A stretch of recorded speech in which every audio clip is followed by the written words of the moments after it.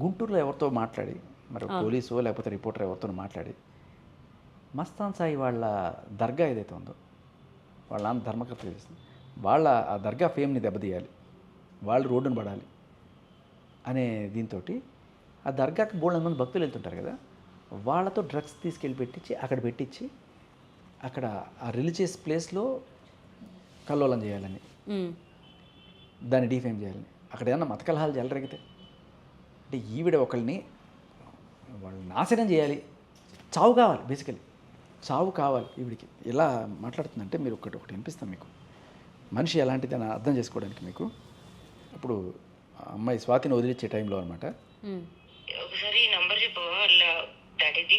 అమ్మాయి వాళ్ళ daddy number కావాలని అడుగుతుంది మస్తాన్ సాయి. ఇదేనా కాదా? 9440072488 ఇది మాస్టర్ చేయండి. ఇప్పుడు ఎందుకులే ముందు ఉండి వాళ్ళ డాడీ ముందు మన తగ్గుతుంది చూసి గెలిగేసాలే నేను ఆల్రెడీ.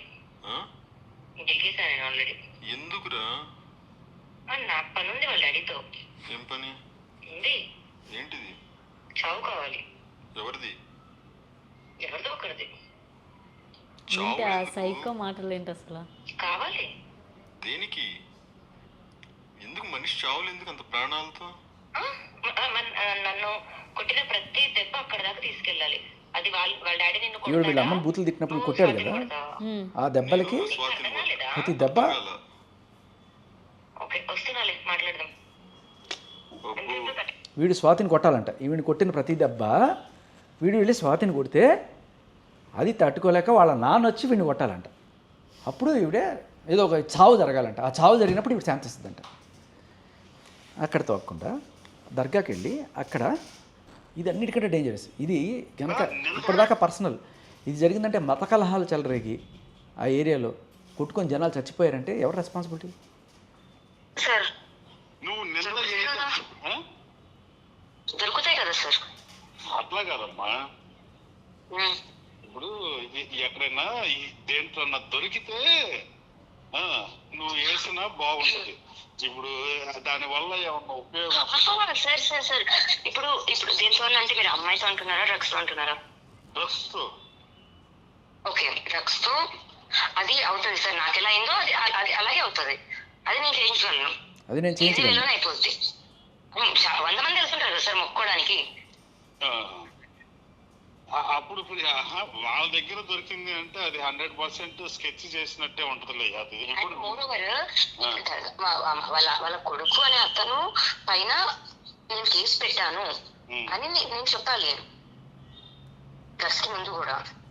అమ్మా ఈ దర్గాలో ఏదైనా చిన్న ఇష్యూ జరిగితే అది 100% ఎవరో ఒకళ్ళు ప్లాన్ చేసినట్టుగా ఉంటది. 100% దాన్ని ఎవరు కూడా ఒప్పుకోరు. అది పోలీసులు కూడా ఖండిస్తారు.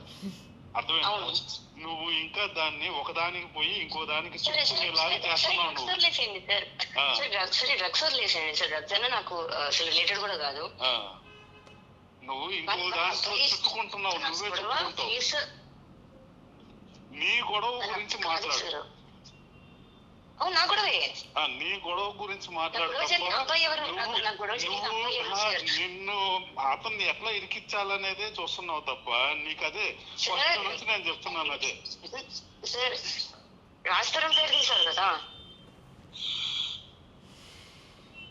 నువ్వు తెగొట్టుతావా? ఏదైనా ఉంటే మాట్లాడమ్మా నాతో. ఏదైనా ఉంటే వాళ్ళ నాన్నతో కానీ. సో చాలా క్లియర్ కట్గా ఆ దర్గాలో డ్రగ్స్ ప్లాన్ చేసి వాళ్ళని ఏదో రకంగా బద్నాం చేయాలని చెప్పి ఇప్పుడు ఆ దర్గా మీద పడి మళ్ళీ కొన్ని ఇవి చేస్తుంది. ఏది ఇప్పుడు యాక్చువల్లీ పోలీసుల రికార్డ్స్లో దొరికింది ఎంతమంది? ఆ అబ్బాయి పాత ఈ అమ్మాయి వాళ్ళ ఆవిడ కాకుండా ఇంకొక నలుగురు, అది కూడా ఓవర్ పీరియడ్ ఆఫ్ టైం ఆ నలుగురు గర్ల్ ఫ్రెండ్స్. ఇవి చూపించి బయట మీడియాలో ఏం ప్రచారం చేయించింది? 800 మంది 900 మంది ఇటువంటి కామాంధుడిని కన్న తల్లిదండ్రులు ఆ దర్గాకి ఎలా ధర్మకర్తలుగా ఉంటారు.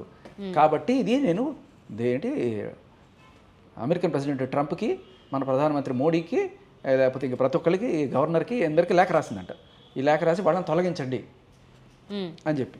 సో బేసికల్ ఏంటంటే ఎవరికి ఫ్యాక్ట్స్ తెలియవు, పోలీస్ రిపోర్ట్లో ఏముంది ఎవరికి తెలియదు.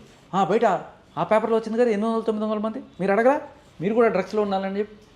అలాగే ఉంటుంది. అంటే ఎవరికి ఫ్యాక్ట్స్ తెలియదు, కేసులు ఎవరి మీద ఉన్నాయి, వాళ్ళ రిపోర్ట్ ఏంటి, ఏమీ తెలియదు. జస్ట్ మీడియాలలో వచ్చేసిందంటే ఇది చేసేస్తారన్నమాట. ఈ మీడియాలో కూడా రావడానికి కారణం ఏంటంటే వీళ్ళందరూ కలిసి చేసుకున్న డ్రగ్స్ పార్టీస్లో ఉన్న కొంతమంది రిపోర్టర్స్ భుజాన్ని ఎత్తుకొని మోస్తున్నారు. ఆ సాక్ష్యాలు కూడా ఉన్నాయి.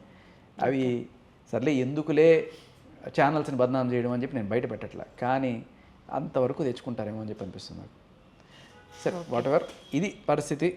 ఒకటి ఏదైనా ఈ క్రైమ్స్లో చిన్న చిన్న నుంచి పెద్దగా అయిపోతున్నాయి. ఇవి చేసే బ్లాక్ మెయిలింగ్ ఏకంగా ఇప్పుడు మత కలహాల రేంజ్కి ఆవిడ తీసుకెళ్తుందంటే క్లియర్ కట్గా విన్నవాళ్ళు, గవర్నమెంట్ వాళ్ళు యాక్షన్ తీసుకోకపోతే, ఇప్పుడు గుంటూరులో ఆ దర్గాలో ఏదైనా సరే చిన్న అల్లలు ఇట్లాంటివి ఏదైనా సరే ఈ చెలరేగితే ఎవరు రెస్పాన్సిబుల్? ఇంత కుట్ర చేస్తున్న మనిషిని అలా కామ్గా ఎలా వదిలేస్తారు పోలీసులు?